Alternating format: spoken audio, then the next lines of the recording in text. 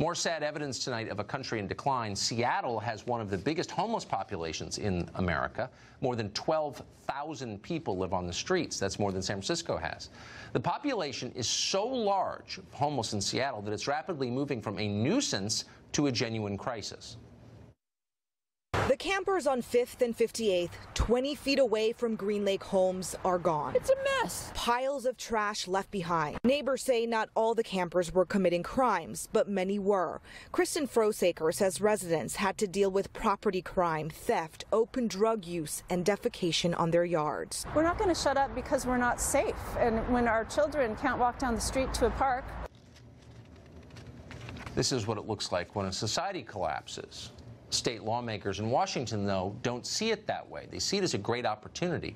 Some lawmakers in the state have introduced a bill that would legalize permanent homeless encampments statewide.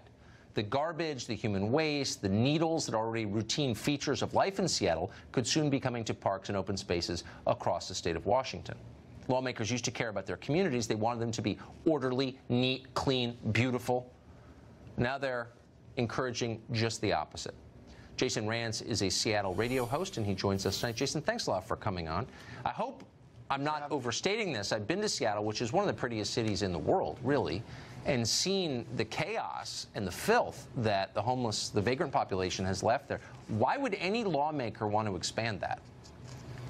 I think part of the reason why they want to expand it is they've sort of leaned into this idea of social justice approach to homelessness, which on its surface you would say, okay, but there's a lot of virtue signaling. This whole idea that we, under this new bill that they tried to introduce, that it would basically legalize the right. It's basically a homelessness bill of rights, the right to survive in an unobtrusive way. And they think that that's a really good way to call themselves heroes. But unfortunately, there's a huge difference between survival and living. And there are a lot of people in Washington state who are seeing what's going on and saying, you know what, I guess you are surviving while living in an alleyway or in a park and using a sidewalk as a toilet, but that's not living. And there's a group of people who actually want to get some results getting you off the street. We've got a lot of policies, unfortunately, that seem to make it easier to stay out on the street and quote-unquote survive instead of actually living a productive life. I feel sorry for people who are vagrants, homeless, who are drug addicts. I sincerely do. Yeah.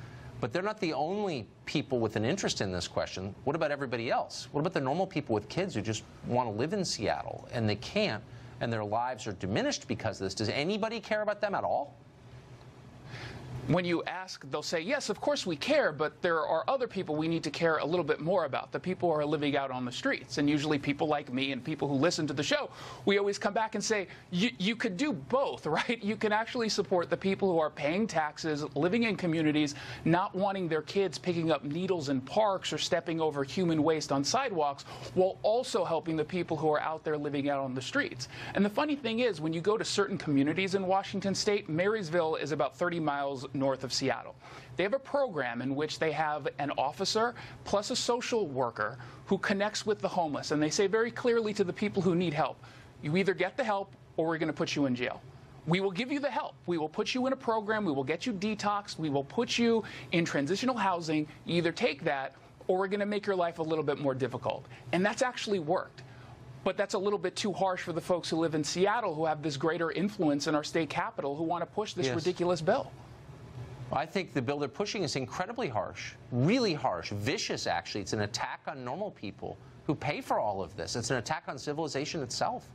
Does anyone say that? Well, it's an attack on the people. It's an attack on the people who actually are impacted directly by this. We should not be making it easier to live out on the streets. Every day someone is out on the street is that much harder for them to get back into a position where they're actually able to contribute to society and do so on their own. And it's incredibly sad. But yes, you're right. It also impacts the people who are choosing to play by the rules. You have a lot of people who can go into housing, into shelters.